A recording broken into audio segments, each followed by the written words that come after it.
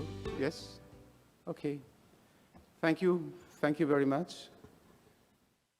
Good afternoon here in Seoul. We are a small and cozy group for the time being. It's just after lunchtime. Good morning to Europe. I will not say good night to Jeff in the US. I hope you will stay a bit awake with us. Welcome to this sub-session of Theme 3, which is about green pathway to growth and sustainability. And our sub-session is running under the title Blending Finance to Support Sustainable Landscapes. I guess those who have followed some of the meetings in this World Forestry Congress have heard quite a lot about these topics already. I hope there are some newcomers still who will start at scratch to know and to know a little bit more about de-risking investments and other type of blended financing. Maybe a relatively new term for some of you. So it was for me not so long ago also. My name is Jürgen Blaser. I am your moderator, not directly involved in the preparation of this workshop. So I'm also learning by doing here with you. Nature-based solutions promise to address the key interconnected challenges of climate change, biodiversity loss, and persistent poverty and inequalities. So this session here will discuss the status and trends in mobilizing finance for forests by exploring the potential and innovative and inclusive investment approaches. It is jointly organized between FAO and the Green Climate Fund. So two really potential international institutions that work in this area. We will get organized in this session a bit like it is done over these last couple of days in other sessions. We start with a short keynote from Rajev from the Green Climate Fund to set the issues, to set the stage of this of the deliberation of today. And this will be followed by 7 relatively short interventions. We have 3 of the people here physically and 5 people virtually participating in the panel. After that block, we have a couple of questions, and if we find time, I also want to give the floor to the one or the other from the public, if you have any questions or observations to make. So we try to cover topics, and the main topic about blending finance, including climate finance. We focus on financing strategies and de-risking investments in forests. We talk about the role of domestic finance and public policy instruments to mobilize private sector investments in forestry. And we surely also discuss informing investment decisions in support of environment and socio-economic goals. We will not go into any further details on the status and trends of forest and landscapes finance till 2030. It will be illustrative when the people will talk about their topic. We have a variety of topics. You will hear that from more theoretical approaches to clear and field-based project work. So we have this variety of issues covered in this session. The objective and expected outcomes of the session. So it's also important that you know where we want to go. So we want to deliver some increased clarity on key levers to direct investments and finance towards sustainable forestry. So this is one of the first objective. And the second is about creating some evidence on the effectiveness of alternative approaches and instruments for forest financing. So all seems to be very theoretical, but you will see, I'm sure it will be a very lively and interesting session that we have. So without further ado, I will be a modest moderator to moderate in the background and leave the people who are on the stage to speak mainly So can we have our first speaker? This is Rajev Mahajan. He is Project Finance Manager in the Green Climate Fund. The office of the Green Climate Fund is not far away from here. However, Rajev is currently in India, so he joins us from India. Rajev, can we have you on the floor virtually? And I hope you can hear me well. We can. So thanks, Jürgen. Thanks for your flexibility in allowing me to participate virtually, and thanks, Marco, for all your support. I am indeed delighted to be joining you here today. And as we have been deliberating over the last couple of days, and further as the SOFO 2022 findings have elucidated, there is a triple challenge forests are facing. While forests have been under immense pressure due to food security challenges for a number of decades now, there has been a growing recognition and awareness that other areas have faced collateral damage. These include water and land degradation and biodiversity losses.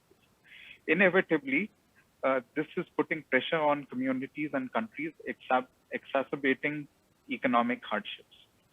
A large driver of deforestation, particularly in the developing countries with carbon-rich tropical forests, is poverty, and often is climate-induced, specifically underscoring the need for long-term financing and adaptation and resilience of vulnerable communities, rather than short-term funding channeled through temporary projects.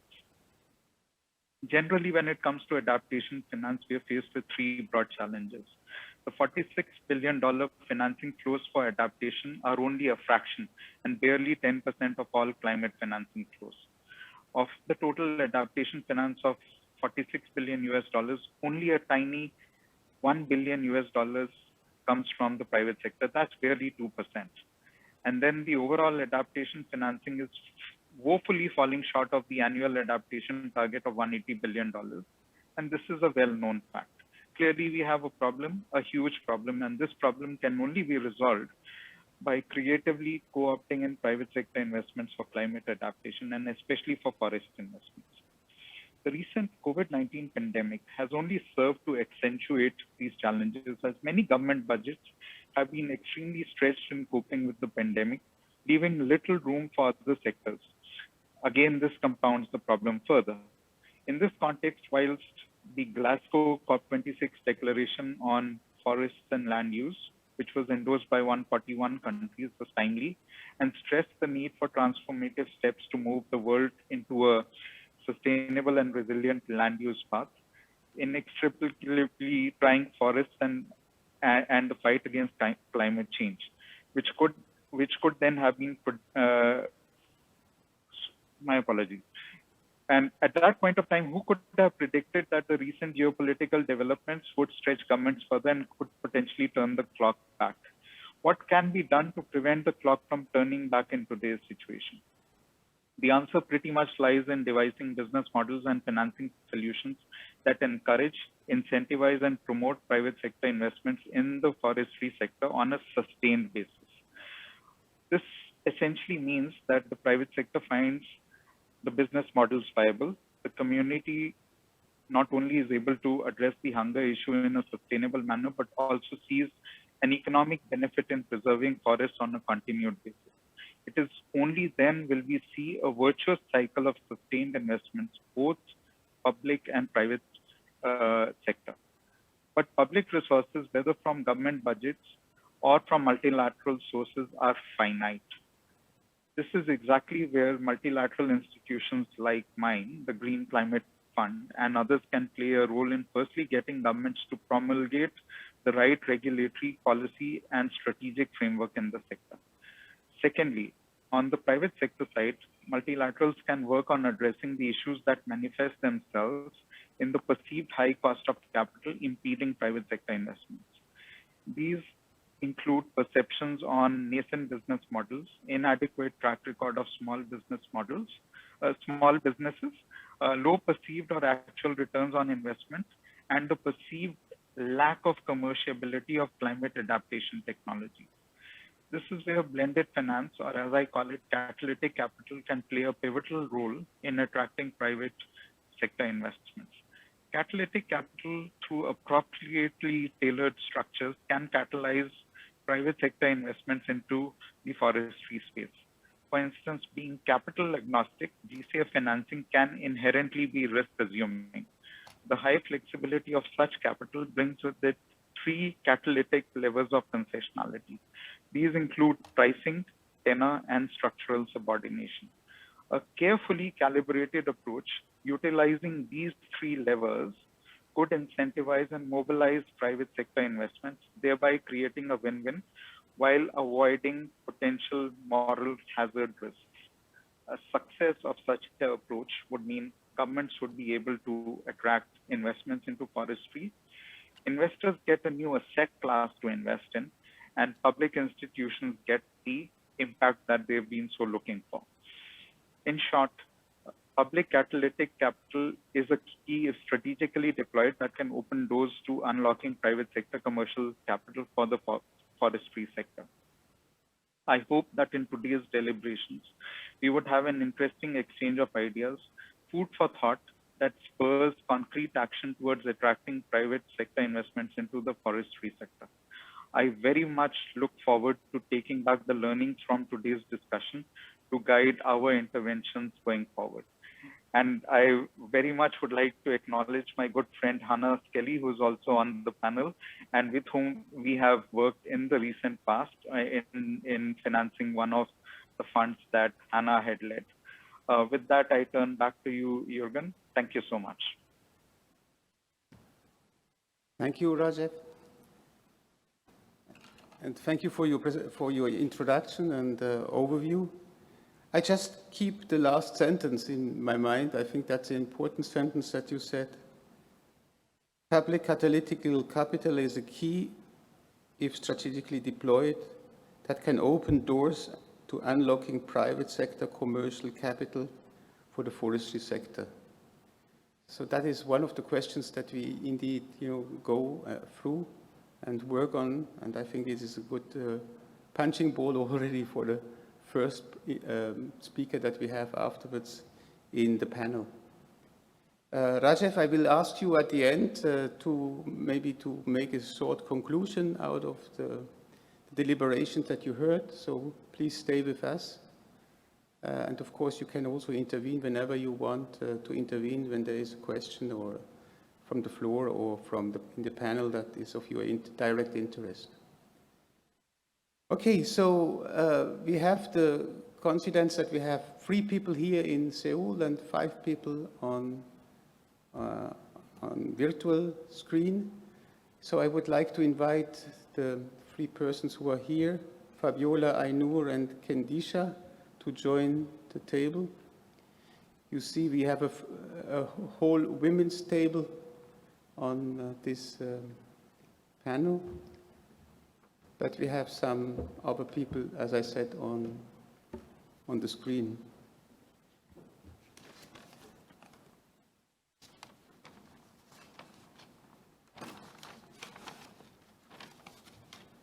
Okay. If you are well settled, I will continue.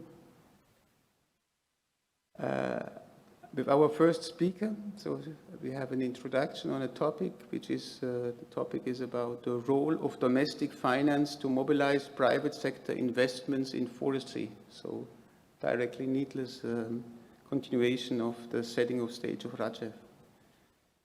The short analysis will be given by Fabiola Marta Muñez Todero. She is from Peru. She's a lawyer by profession and worked in public and private sector and international cooperation over the last 20 years. So she has both very high political level experience, but also grassroots experience. She served as a Minister of Environment on 2 occasions in her country, and she was the first woman Minister of Agriculture and Irrigation of Peru. So we are very happy to have you on this panel. The contribution will be in Spanish, so please prepare your headphones if needed. Fabiola? Yes. Está lista. Okay, gracias. How much time? ¿Tiempo? 5 a 7 Ok. minutos. Gracias. Bueno, buenas tardes. Thank you. Good afternoon. It is an honor to be face to face with all of you, and I would like to thank the organizer for the invitation. For us, this is a very important topic for discussion. Financing and getting the right finance is important. In order to achieve equitable and sustainable growth, financing is very important, and we're making effort in many areas to protect forest. We're not just approaching this issue in terms of environmental protection. In Peru, forest could be a means of livelihood. Forest is where the food comes from, and it is also a place where biodiversity is preserved. And that's where the medicines that is used by the indigenous community is being produced. And there's also cultural heritage to protect. Therefore, forest is utilized in many different ways. But forest seems to be utilized as only an economic mechanism to some end. We want to go beyond that, and we want to create something for the people and for the community. Currently, the use of forest and utilization of forest has changed over time in a more positive manner. But people need to go beyond that to improve their quality of life. And people used to leave forest to find a better life, and they went to other places for the education of their children. The reason for that in the past is that they want to capture better opportunities and education for their children. But 90% of the people in the forest live in less than 5 hectares of forest area. And people who live in this area worry about what to eat and what to do that day. Because when it comes to forest, within the forest, everything is self-sufficient. You can pretty much take care of everything within the forest. But what we want to understand is whether or not the forest itself has the utility. Does forest offer us great utility? Then we will restore forest, and through agroforestry, we create abundant livelihood? And the answer to that is yes. The small growers and smallholders can plant a significant amount of forest product even within 1 hectare. And the amount of harvest, however, being done is only 1/5 of that. So we're not fully utilizing the forest land because they lack finance, they lack technology, and because they lack irrigation. That's why the harvest output is limited. During this production process, if we can make more effort, if we can provide more finance, the producer will be able to have access to higher income. To enable higher income, we need support and we need technology. But if we were to tell these growers or producers and say, go to bank and get money, and the interest rate will be very high, and it will be very difficult for the producer to secure that loan.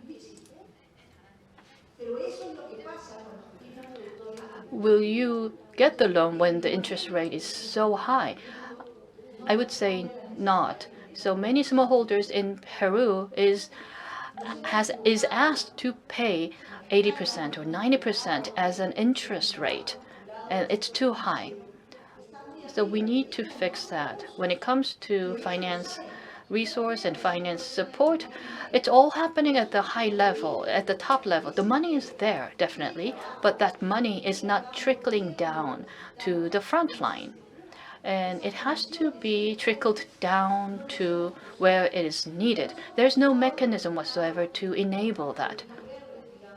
We don't have foundation or mechanism to transfer that money to people who need them. So people in the financial industry is not focusing on this. We do need discussion on this. I am a lawyer by training, and as a lawyer,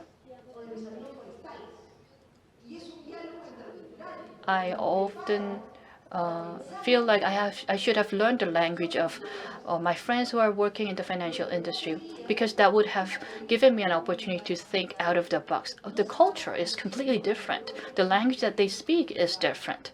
When it comes to public policy, the public policy does not fully understand the role of private sector, and they don't recognize the contribution that private sector is making. So in the private sector, if private sector were to provide financing to solve these issues, we will achieve much more than what we're doing today. However, the required finance or the amount that we need is actually much higher than what the government can offer, what government budget can cover. So we need to build a foundation or build an atmosphere where this kind of funding will be available, and we need to do crisis management.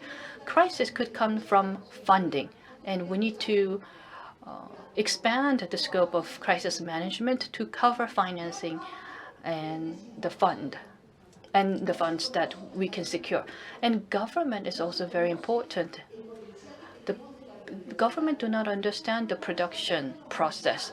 Peru is full and enriched with biodiversity, and the government does not have the understanding of Peru's biodiversity and what the market wants and where market is created. So we need to collect these information and connect government to these markets and this information. If we can make effort, we can do this. And in consideration of these challenges, when I try to move to other areas, to my surprise, I discovered that financial sector was also interested in supporting the forest and forestry, but they didn't know how. And the initiatives that we have on the ground today is also an opportunity. And what we need to be mindful of, or what we need to look at, is the rule of the game. And we need to understand how to play this game. We don't have time. We are running out of time. We cannot waste time anymore. We have to have this sense of urgency to make decision fast. The financing and the adequate amount of financing and also access to finance is something that we need more than ever. So within this game, if you think the private sector has no role to play, then we will lose out on the opportunities. There's no second planet. There's no planet B. So we have no other game to play. That's something that we need to understand, to have that sense of urgency. And no one should get out of this. We all have to engage, and we have to play this game all together. By doing so, we will be able to achieve climate adaptation. Because this planet is something that we all must protect. Thank you. Gracias, Fabiola. I'm impressed, ¿no? Es muy buenas presentación y abierta, ¿no? Explicando la situación. Thank you for that presentation and that comment. We were able to understand the current status and current progress. What you said, no, it is really very impressive. What I take is that you made a good analysis of the livelihood of the local situation and why forests are important. I think this is a very, very good basis to the foundation why forests are important in your country and in similar countries. I think that I take, and there are no mechanism to transfer really funds available from the local, at the local level, from even at national level, even at public level, is this a question not only at private sector level. I also take, I can't read my own writing here. The recognition of coalition. There is no coalition between the public sector and the private sector. The enabling conditions not to create for involvement of private sector is an important task for the public sector, I think, and that is these enabling conditions. Probably we will come back to that again. Then the information needs. I think you insisted that there is not enough information, no, to really to apply inclusion of private sector. Yeah, and access to finance is needed. So quite a bunch of information that we will come back afterwards, I think, in the questions once more, maybe in the exchange with the colleagues on your panel. So, muchísimas gracias. Second speaker, I guess he is a very early morning bird or very much a night man, Jeff Vincent. Jeff, you will tell us what time it is in your place afterwards. Jeff Vincent is an economics professor in the Nicholas School of the Environment at the Duke University in the United States. And he's joining us remotely from Durham, North Carolina. And he will speak about informing investment decisions in support of environment and socio-economic goals. Hi, Jeff. Good morning, good night, whatever. What time is it? Good morning, Jürgen. Attendees, fellow panelists, it's a pleasure to be here. Jürgen, you asked, it's 2 a.m. here in the United States. Thank goodness. So for that, you get an applause, I think. Just to keep you awake a bit, no? I wish I could be with you in person, but I'm delighted that I can be with you thanks to technology in this way. Marco, are you going to control my slides? There we go. Okay. So I'm going to offer some remarks on issues related to financing forest restoration with a particular focus on countries in the global south. Can I have the next slide, please? I'm going to be referring primarily to two documents. The first is an article I published about a year ago with a demographer and silviculturalist, and the title is very simply Forest Restoration in Low and Middle Income Countries. It's a review of the literature on that topic. And then secondly, a report that I helped to instigate while I was on sabbatical at the World Bank a couple of years ago. That's on pension fund investment in forestry. So it addresses the issue of using public sector resources to open the door to private sector funding in forestry, as Rajiv commented on. Next slide, please. So we know the price tag for forest restoration is quite large.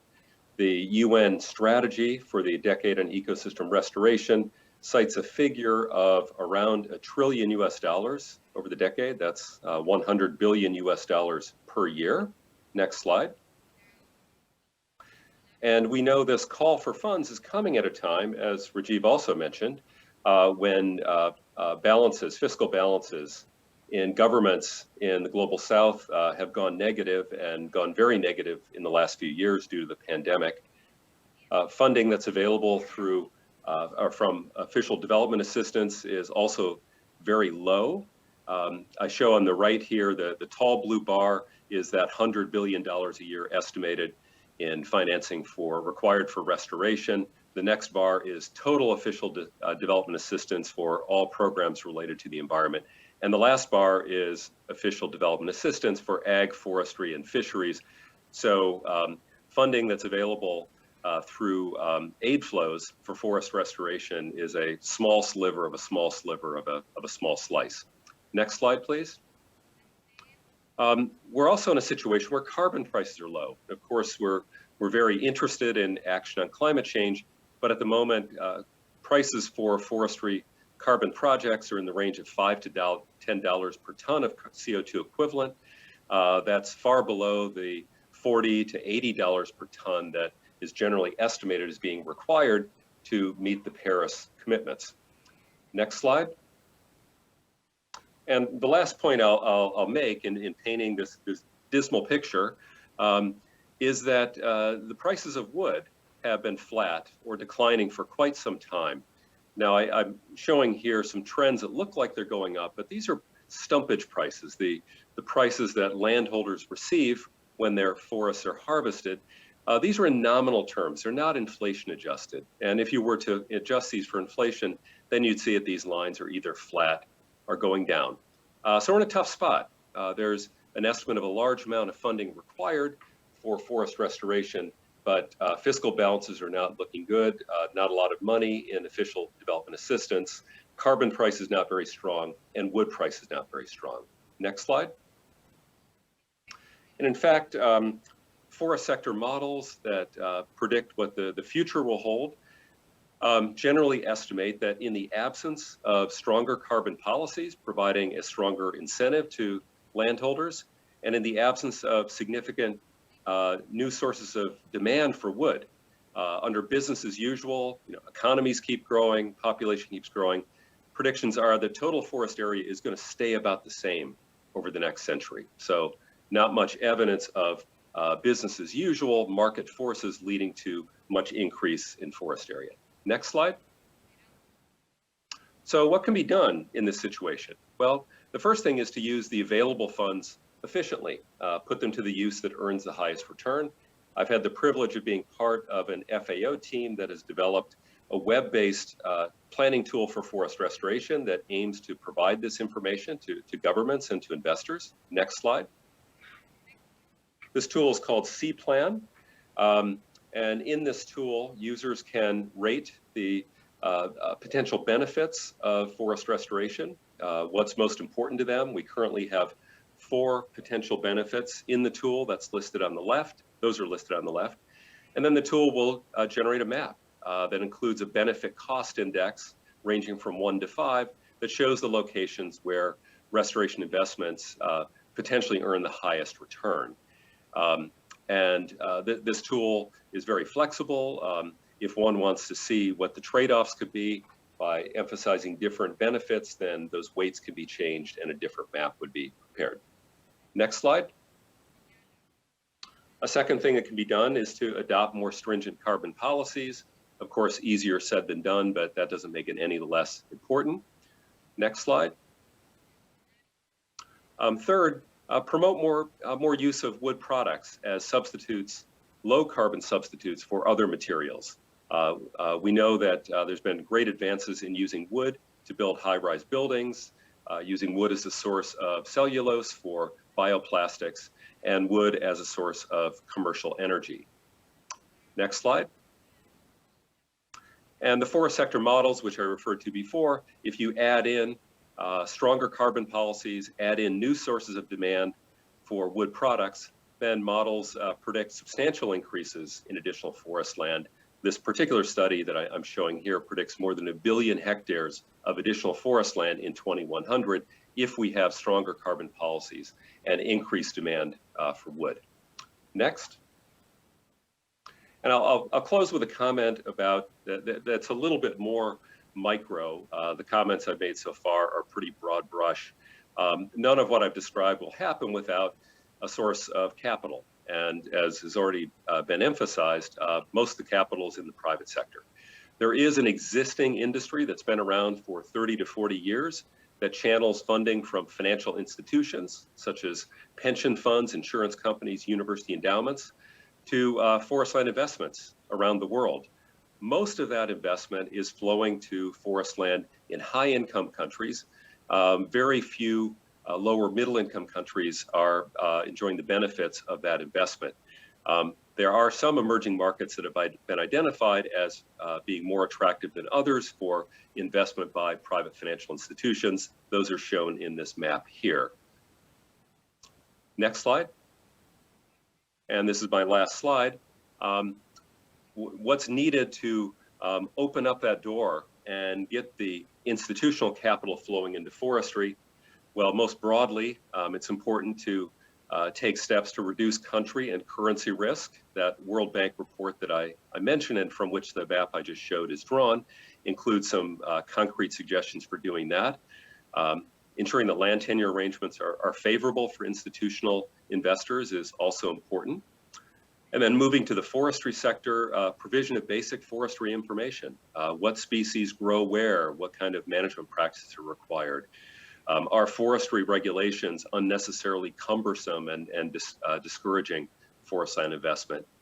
And then lastly, strategic deployment of available capital from the public sector.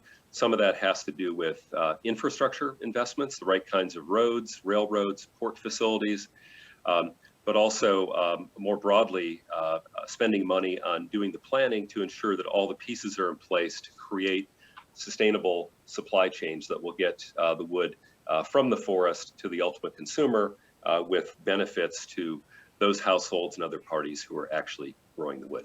So I will stop here. Thank you kindly for your attention.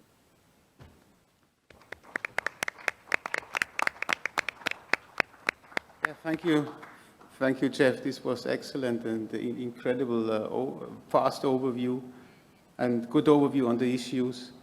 And especially the last slide, I think we have some overlap between what Fabiola said and what you said on some of the issues relating to enabling conditions for investments.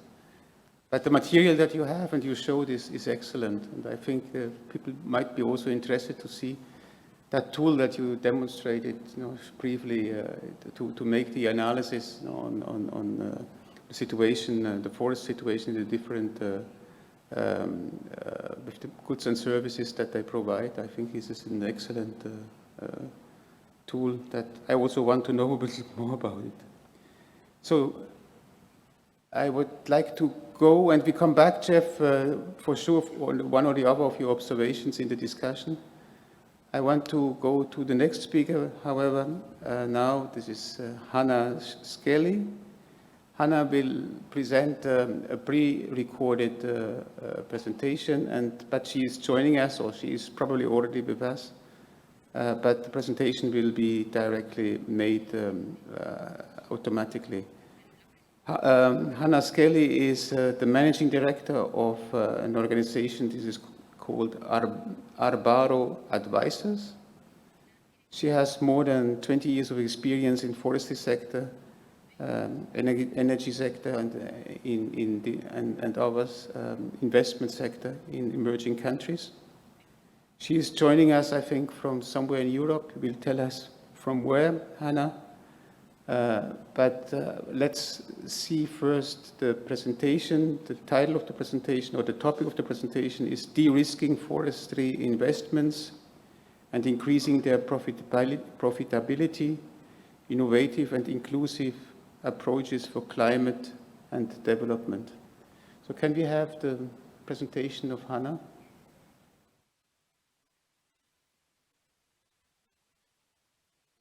Good afternoon. Okay. I'm very pleased to be here, although through web connection, and participate as a representative of private sector, but with strong links and aligned interests with public sector parties and development finance. We at Arbaro Advisors provide investment advisory services to the Arbaro Fund. Arbaro Fund is a sustainable forestry fund which invests in plantation forestry projects in selected countries in sub-Saharan Africa and Latin America. Our target is to provide solutions to the increasing resource challenge that the world and our target areas face. Wood raw material demand is increasing, and at the same time, the natural forests are suffering. We also know, especially since the latest IPCC report, that carbon removal is absolutely essential in order to reach the climate change limiting goals. Plantation forests that are developed in an area with appropriate biophysical conditions, where proper forest management techniques are followed, and where solid environmental and social safeguards, including those related to land tenure, are in place, provide a solution for each of the challenges. Wood products can be produced in smaller land area. They can replace less sustainable source or similar products. Planted forests, just like natural ones, also sequester carbon, and in end products, such as what we target in our projects, solid wood products such as construction materials or sawn wood, the carbon stays in the wood for a very long period of time. Forestry projects, though, are very long-term projects and mostly located in rural, underdeveloped areas. Even though in plantation forests, smaller area can produce higher volumes of wood, you still need large areas of land. Land is an important resource for the local people, and therefore who uses it and how it is used are sensitive issues. Forestry projects also require large amounts of capital and do not provide any short-term returns. Cash flow will become available once the trees are matured and can be harvested. But once the project is developed and when it is properly managed with steady wood and cash flows, it provides a perpetual return. To reach this level, risk mitigation is critical. Whilst de-risking measures, which we will talk about a bit, may initially take a bit more time and require a bit more cost, over time they will also increase the profitability of the project. In Arbaro, we have worked closely with our DFI investors and public sector partners, especially the GCF, for good ways to further improve our approaches and also to make them replicable and hopefully over time a desired standard for the sector in our target countries. Our approach has always been that forestry projects should only be developed in geographic areas where the forest will have good growing conditions. This means, for example, right temperature ranges and adequate rainfall, and in today's changing world, also a careful analysis of what threats could future bring to these by way of climate change impacts or otherwise. Forestry projects should not be developed in fringe areas where even small changes in conditions will make the project fail and end up negatively impacting not only the investors thereof, but also its local stakeholders.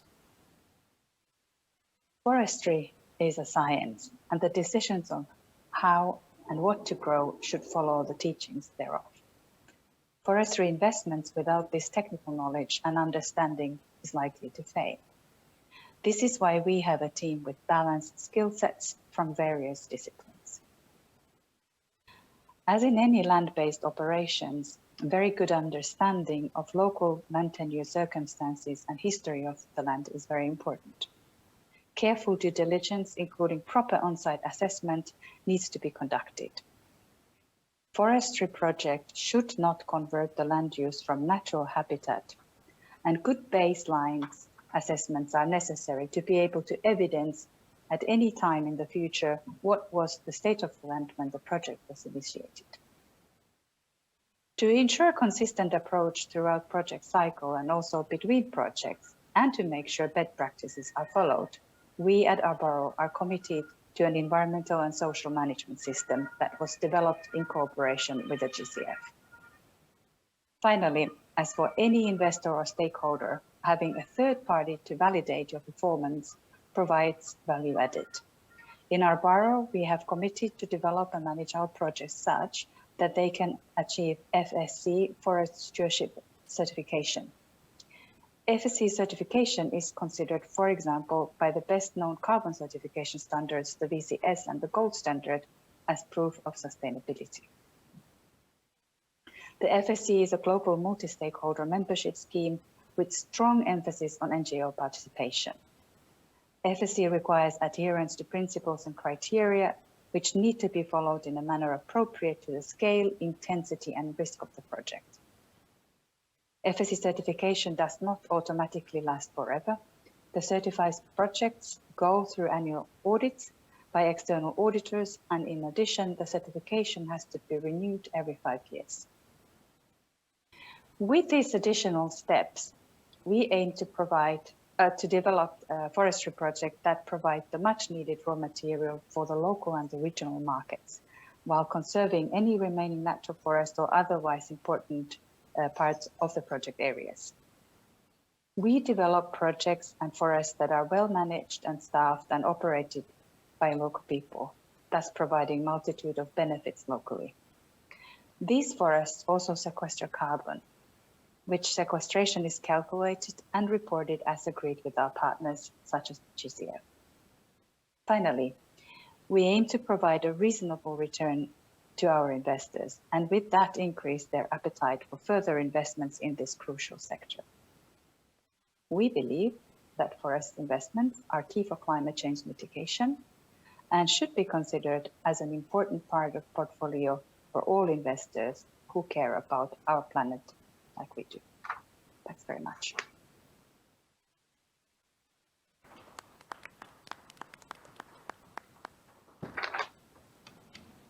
Thank you, Hannah, to present us the approach of the Arbaro Fund, especially working on plantation development, forest plantation development in the tropics.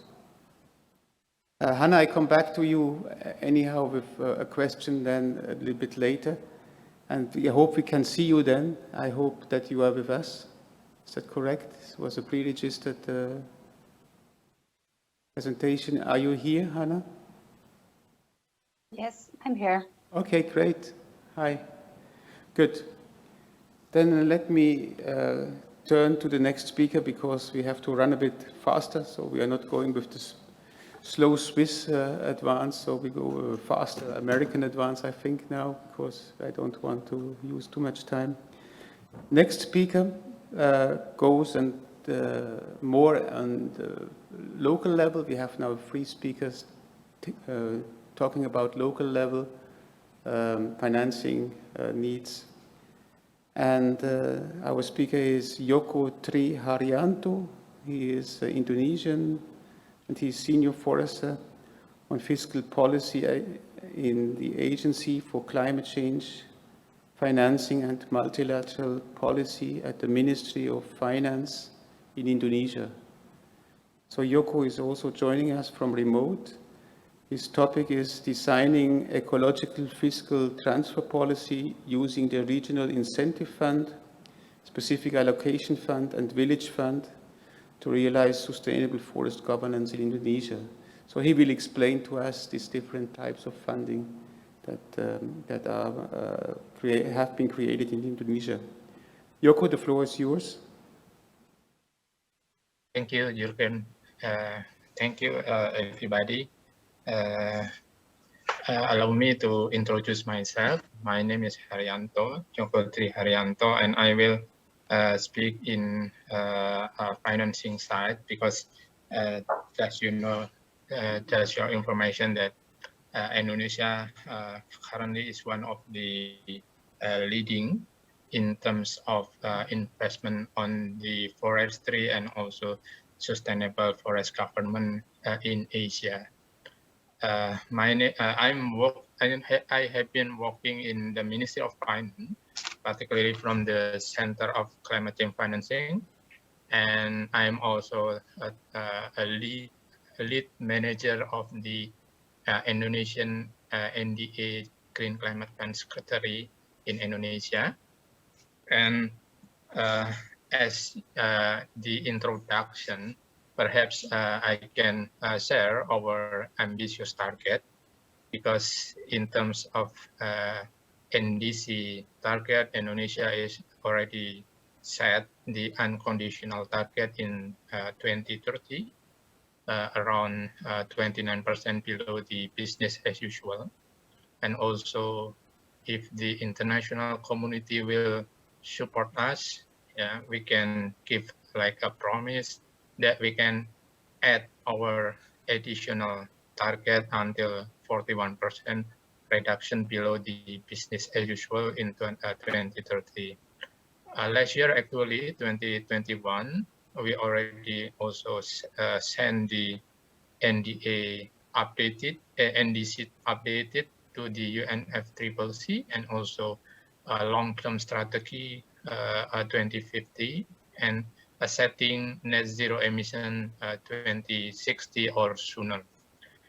From the international community, currently Indonesia also selected particularly Ministry of Finance, Republic of Indonesia also selected as the climate leader, climate coalition finance minister for climate change action, co-chair with the finance minister of Finland.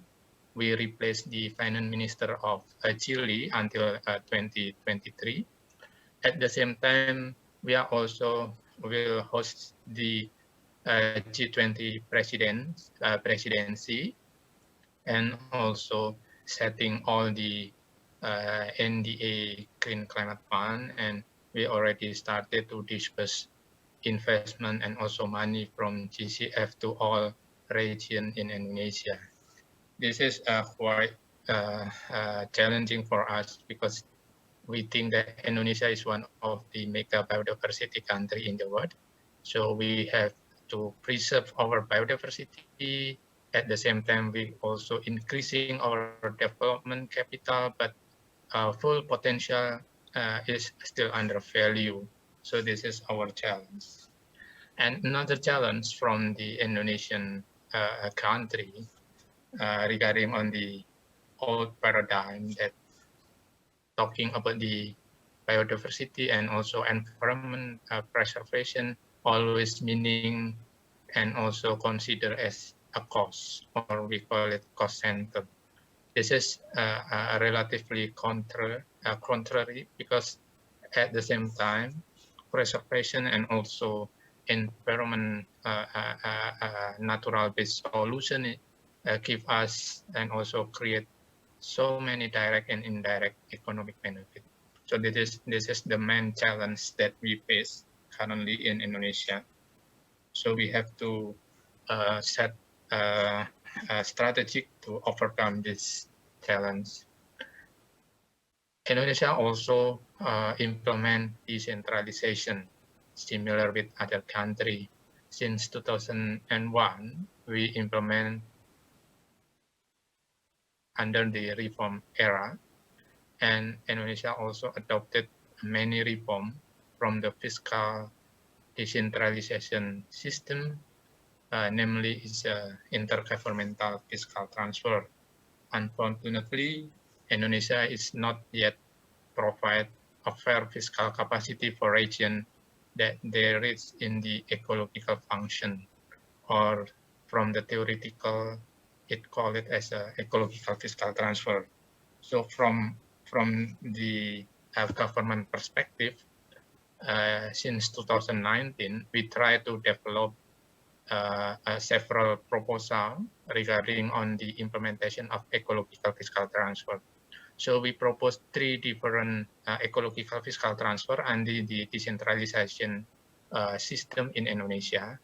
The first mechanism, we call it regional incentive fund, with district government with the high performance in environmental management performance were provided incentive and already implemented since 2019. And now we are still ongoing process to implement another mechanism and in the ecological fiscal transfer umbrella. We call it specific allocation fund and also village fund. On the specific allocation fund, actually, we change some criteria and also add some forestry indicator on the basic of specific allocation fund formula. So with this reform, perhaps we can reform also the activity of preservation, particularly output from the forestry preservation in Indonesia. And the last reform regarding on the village fund, we also reform include put and also add ecological indicator from the formula Indonesian Village Fund distribute to the all the region in Indonesia.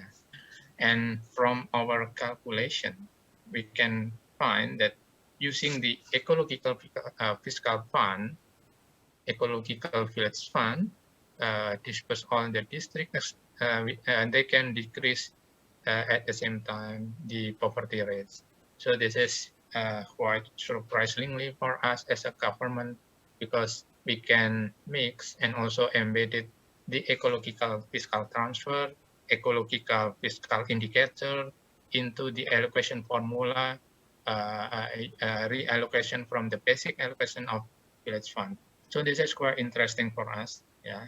And the conclusion for my presentation, first, Indonesia as the development country, developing country, we are still depend on the natural resource exploitation. So this is very harmful for us, yeah, to balance the development and also preservation of ecology. So this is our main challenge. So we need change our development paradigm, which is balancing of the economic, social, and also ecological aspects. So we think that ecological fiscal transfer mixed to the current mechanism under the decentralization era in Indonesia, like the best solution to balance the development of the economy and also maintain the social cohesion and also preserve the ecological aspect in Indonesia. So this is my last presentation, Jurgen, thank you.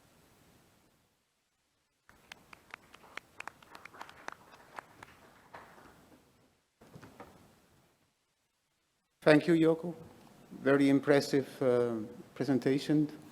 And also your last presentation especially, where you are very critical to show that Indonesia base its development on of course, natural resources, and that has proven harm the balance of development and ecology. So a very strong statement.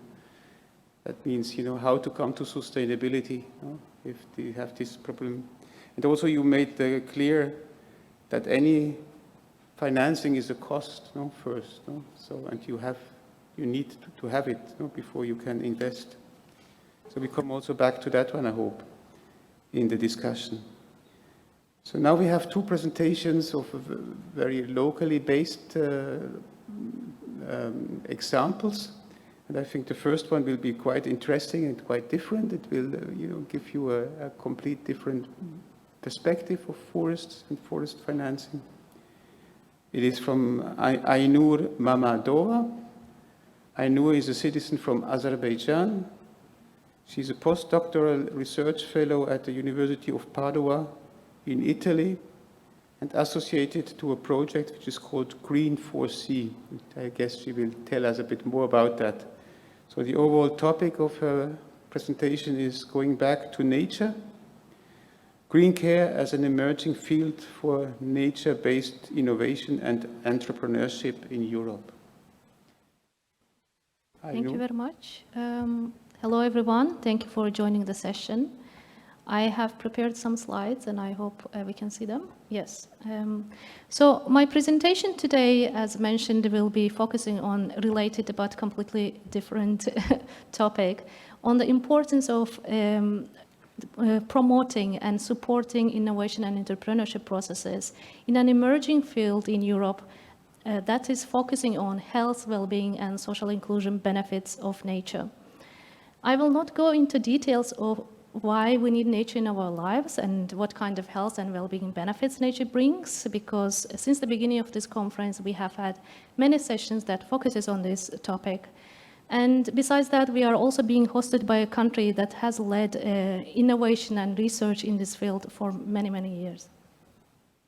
So I bring here the European perspective, as nature has become the focus of many public policies in Europe recently, especially after the pandemic. Next slide. So I represent a project called Green4Care that focuses on creating business and university alliances to support innovation and entrepreneurship processes in a sector that we call green care. Next one.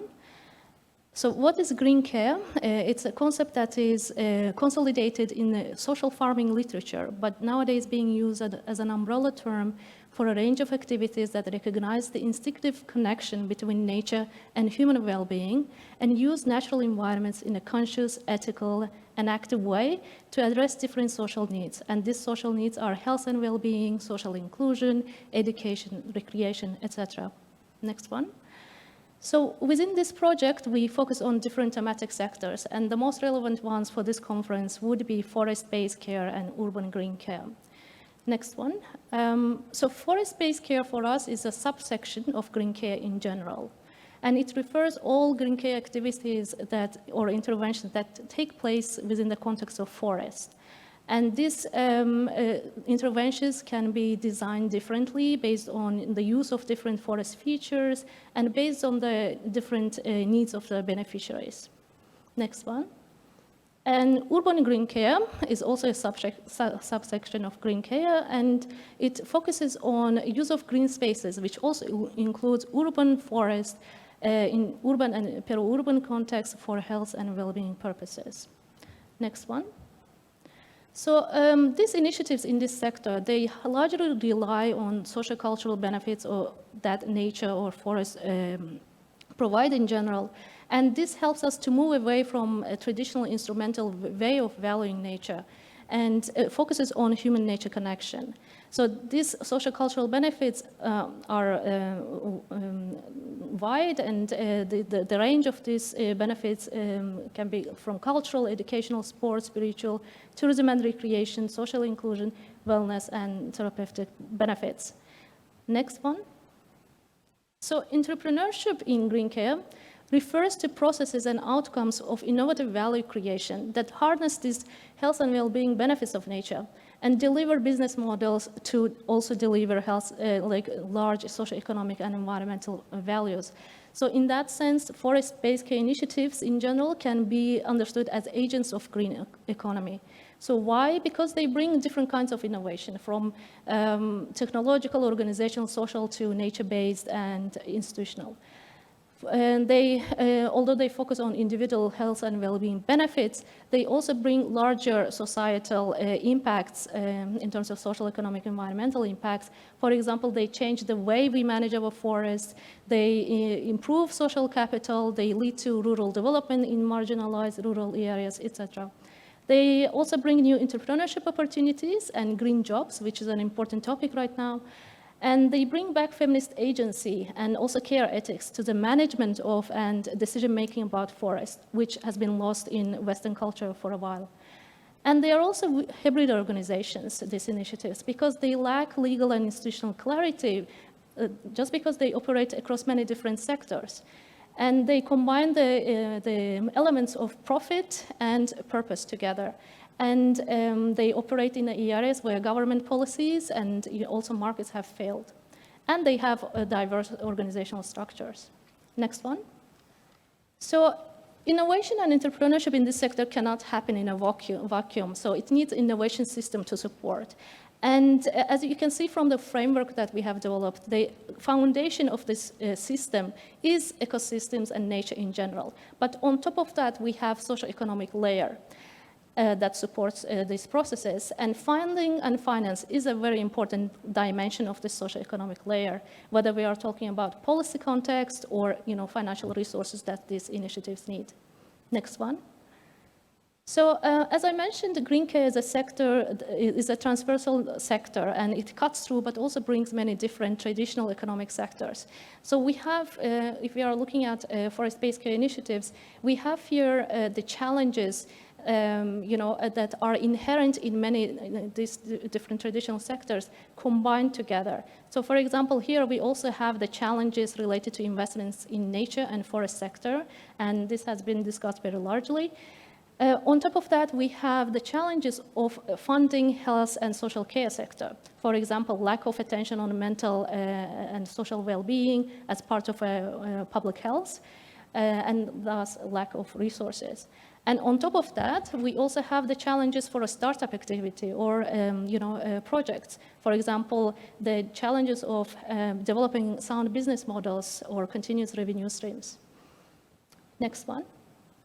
But there are also many opportunities where in this sector, whether we are talking about blended finance or individual finance streams.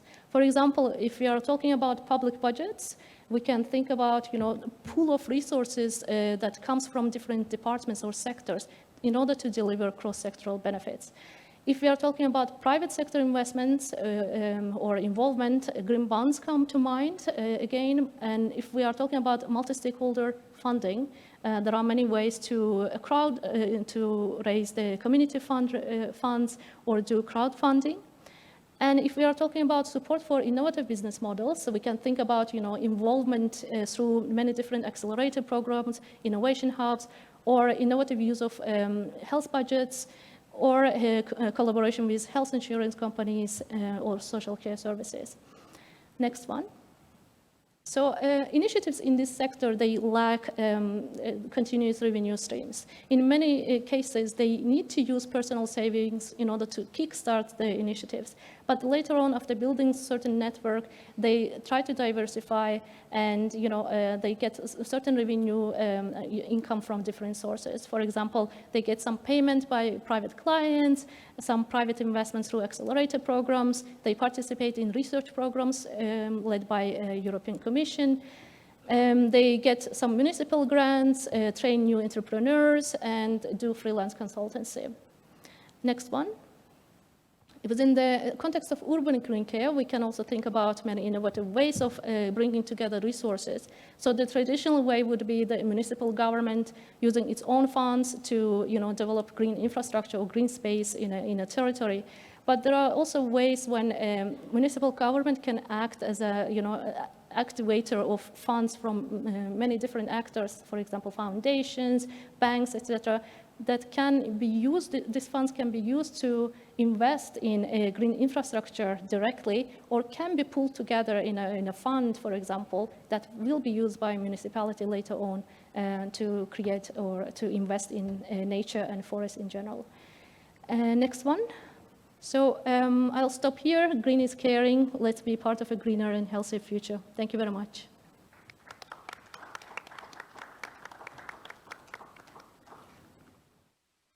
Thank you, Aynur, to bring us into a complete different world. When we think forest, we think very much rural and livelihoods and poverty. And you bring us also in an area which is urban and in a more developed context. But also there, of course, you have the same issues relating to financing.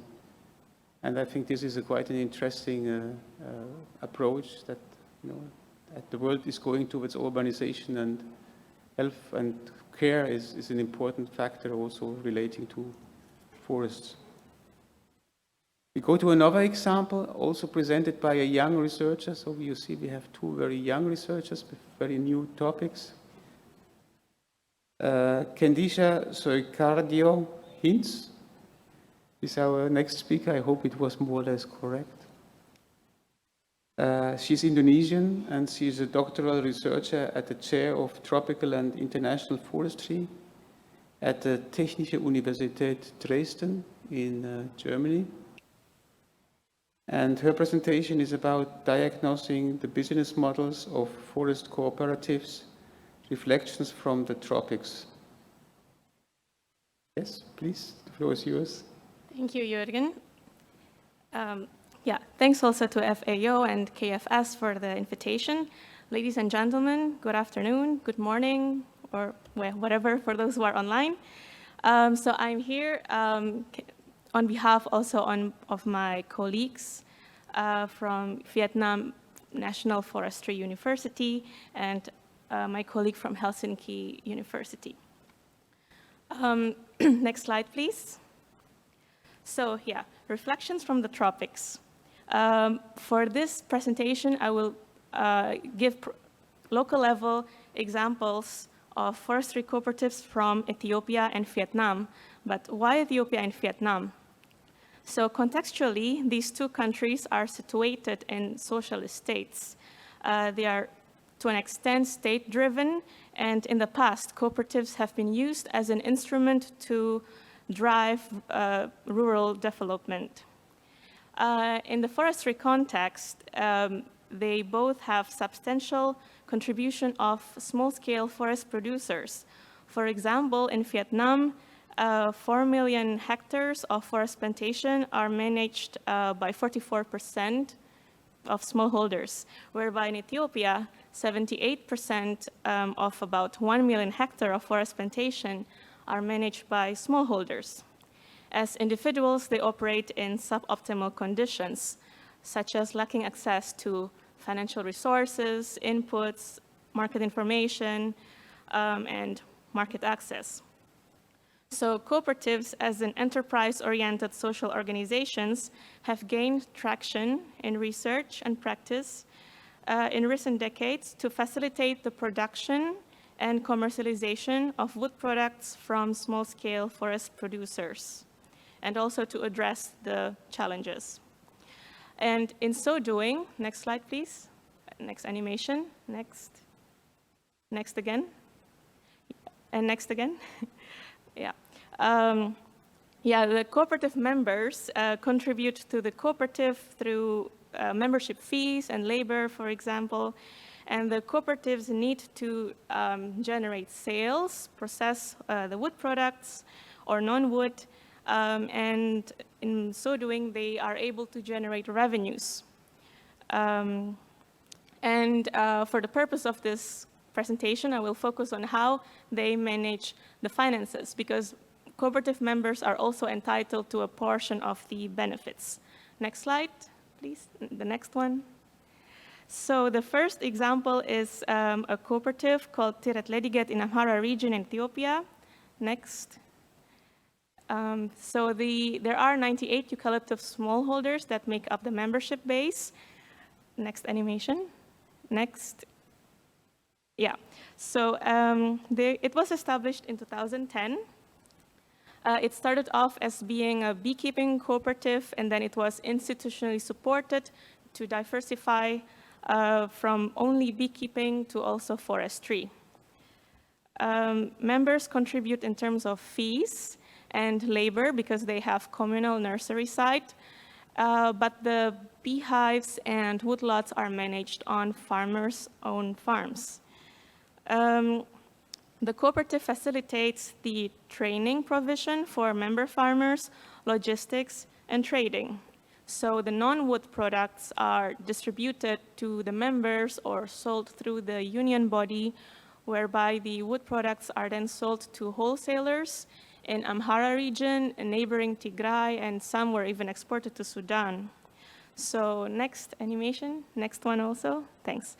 A snapshot data from 2018 and 19, so pre-pandemic, showed that membership fees constituted 3% of the revenue streams, and sales constituted the majority, 97%. And their profit investment ratio was 5.5% in 2018, despite an increase in sales of eucalyptus poles by 30% from the previous year. And the cooperative members are entitled to 30% of their shares of the profit, so that the cooperative can retain 70% of it. And this law is stipulated in the Proclamation of Cooperative Societies of Ethiopia. Next slide, please. Yeah, the second case is from Vietnam, which is located in Quang Tri province, central Vietnam. It is a cooperative with 585 smallholders who grow acacia hybrid trees, and the cooperative was established in 1978. At present, the cooperative employs 24 staff, facilitates the production and commercialization of acacia hybrid woodlots from the farmers.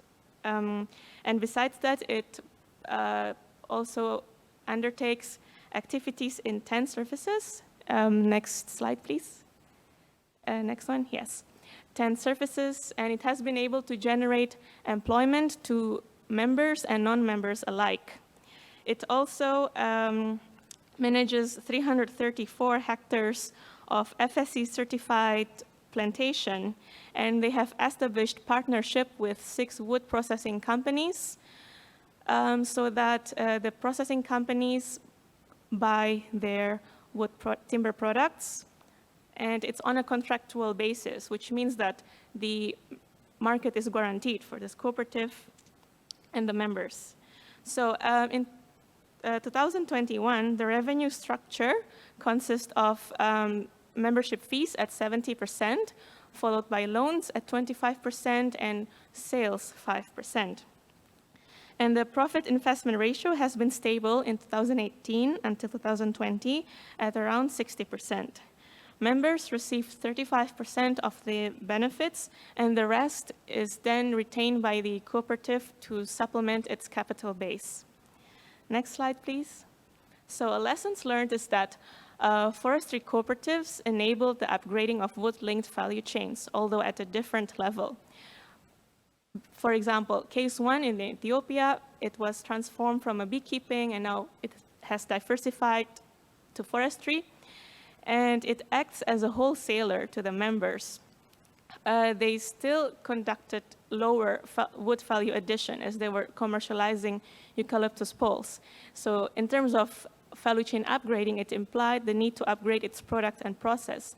However, it's also a victim of the pandemic. So since the pandemic and the conflict in Ethiopia, this cooperative and the other cooperatives within the same union body have become dormant. And in case 2, the cooperative has shown to be a multi-purpose cooperative with 10 activities. And for the members, it serves as an institutional actor and service provider. And it has shown to play a growing role for the society and the environment, which needs to be sustained, adaptive, and resilient to the rapidly changing environment. They've also made use of several sources of revenue streams to fund and to be self-sustaining. Yeah, and in terms of research, there's still a lot to be done. Future research in terms of their profitability and factors to maintain it. Yeah, thank you very much, and now over to you, Jürgen. Thank you very much, Disha. So I will rush really to the last speaker because we had prepared a whole bunch of questions, but we can forget that. Yeah, so I really want to bring the last speaker and then to conclude. It was so interesting, so I think we couldn't stop, somebody to speak. It was really two very interesting contributions to the topic. Let me introduce to you Pierre Ruisseau, and I think he can also somehow wrap up because this is also the idea of this discussion. Pierre Ruisseau is a retired international finance senior executive who did work in large international finance institutions. He's based in Portugal, and he's actually a senior consultant for innovative finance and nature-based solutions. And his overall topic, I think he will explain it himself, but it's in the range of what kind of innovation is needed to finance the transition towards nature-based solutions in forest landscapes. I heard you had enough coffee, Pierre, this morning, so please, the floor is yours. 10 minutes. Yeah. Thank you. Thank you very much. So I have this presentation. Probably I will show it. I think you can see it.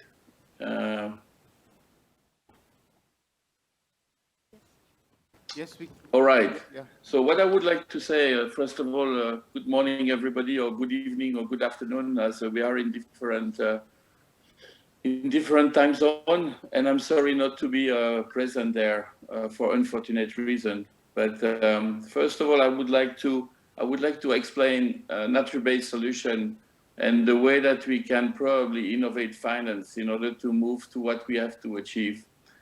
There is one thing, I've been in finance for many years, and I can say one thing is that if the overall world is changing, finance needs to change also. And if we have some products in finance today, some of them need definitely to change. And we need to also to change finance. It's impossible in a changing world that finance is not changing. And today, unfortunately, finance is not ahead in terms of innovation. There is one thing that we forget. We have to finance transition. We can talk about de-risking, but the real issue is financing the transition. And financing the transition means we need to go from one point to another point. So we need to definitely to think about making things collectively. Today we are believing that we are making things collectively, but we are just acting side by side on a sequence way. Working collectively means to integrate and to innovate, creating new solutions together. So from point A to Z, from the beginning to the end, and not on a sequence way. And this is where we need probably to think a little bit more about, but extending the blended finance concept. We try to put blended finance as a product. No, blended is a concept. It's a concept that we need to use by putting together the people and people finding the solution by themselves.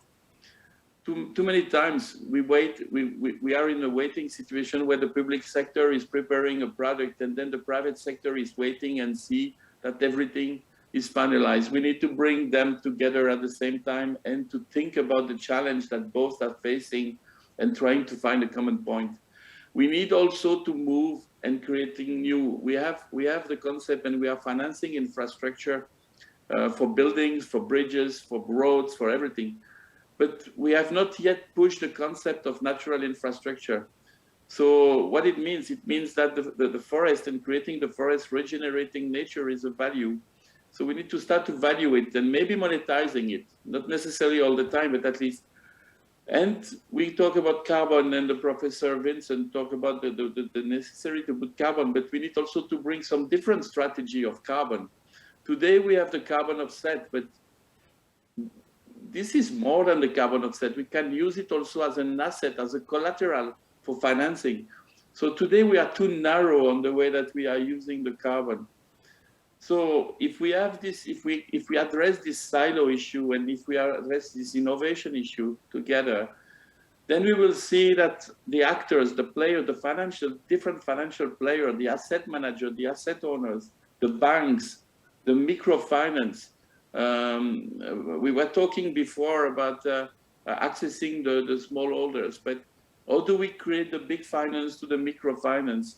They are not big channeling there, so we need to be innovative. But mainly, what we are missing the most is catalytic and concessional funding. So, and concessional funding and catalytic doesn't mean just de-risking. In finance, we have much more problem than the de-risk. And the risk, we have the liquidity issue, we have the exchange rate issue, we have the tenor issue, we have especially the tenor issue when we're talking about a transition in forest is long because the forest will not grow in a day or in a month. We need years. So we need to manage that. How do we integrate all those type of issues? And we need to move also faster to the impact. ESG, too many investors are satisfied with ESG. ESG is just a starting point. What we need to do is to measure impact, is to create it. We need what we are doing. All this is to reduce the carbon emission, is to regenerate biodiversity, is to provide inclusion to the communities. So we need to create impacts around that and not just ticking the box on a report and to say we are green. Being green means sometimes not managing any impact. So we need to move to impact. And this will lead us that the new company performance criteria will come. It's not only about profit, it's also about impact. And we need to manage this to go to risk and opportunities approach. Too much finance is focusing on the risk management, but we need also to promote and incentivize more opportunities. So when there are a lot of enablers, and I don't have time to go through all of this, but I would like to pick up a few of them. Is the collective, the scale. We need to create scale if we want to make impact. We need to be resilient. But the resilience is also the financial resilience. So you need to create business. Some of the projects are coming from entrepreneurs. Entrepreneurs are innovative people, but they don't have necessarily the way, and they can create new type of company. But what they need catalytic, they need data, they need to have access to catalytic funding. So we need also to be impactful, and we need to work on the carbon. We can use the carbon strategy on a different way. We need data. This is what we explained. We need system. The CE plan has been presented before, and we need to be innovative. So all of this, it brings that we need to think differently. We need to put the people together. I give you an example here of a project launched by an entrepreneur, which is called TerraGreen. Okay, so it's few groups of entrepreneurs who decided that they will rehabilitate 200,000 hectares of land by creating an agroforestry model. By first things, not buying the land, but by borrowing the land, by leasing the land from the community, by involving the community as a shareholder, by bringing them into the project, helping them to develop, creating agroforestry by replanting 200 million trees, but also creating activities as 40% will be dedicated to bamboo and creating an industry out of bamboo with multi-angle pellets, but not only pellets, but manufacturing, skin care. So you have more than 28 options of developing business out of this bamboo. And you can do it by capturing, of course, the carbon. So you will be a good sink of carbon. And on top of that, it will create jobs for local opportunities, especially that we are here in South Africa, where you have a lot of people who will lose job in the mining. So they will be able to get job in the nature-based solution that we are creating. And this can be created up to 50,000 jobs. So this kind of project, this kind of things, already attract interest from corporates, which are private sector. Why they do that? Because those people have an interest to decarbonize the supply chain. So there is an interest from the private sector. There is an interest from investors who do see this business is profitable before even taking the carbon value. But we can use the carbon value not only to make money further by selling the credit, but by putting the carbon as a collateral in order to get the funding, because put a project like that, which is a project of $2 billion,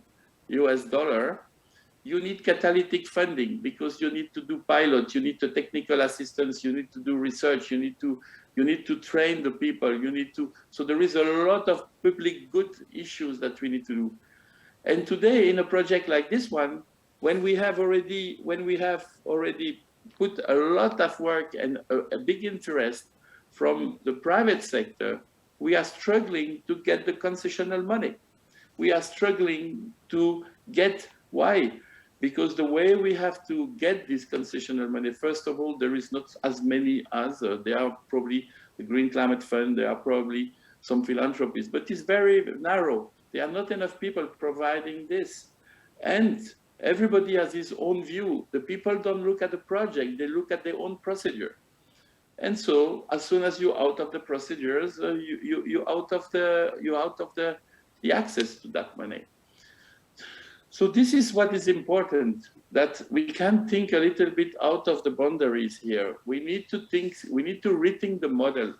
The existing finance will be able to solve part of the problem, but not all the problem. We need to think out of the box. We need to go further. So we need to change behavior. Okay, think in mind, collaborative, innovative, already explained. Scenarios, we need to think future, not the past. Too many times we look at the past in order to make decisions. With the technology, the way we move, we need to think in the future. We need data. We need to measure impact. We need to think on a different timing zone, tenor, and we need to create trust and transparency. So this is very important to tell you that we need to change. We need to change our behavior. We need to change differently. And the most difficult one is to work collectively, because finance has been always working in silo, and they are not used to work. They are not used to work through the value chain of finance, which is from the private equity up to the financing, and creating a link. And now on top of that, we have to add the concessional money and the catalytic funding, which could come into play. Strategy of carbon, very important. We need to think about different way to use carbon, not only as a flow and a credit carbon, but also as a collateral asset that we can use in order to facilitate the transition, because the most important thing that we need to finance is to finance this transition that we have ahead of us in order to do the transformation that is needed for this planet.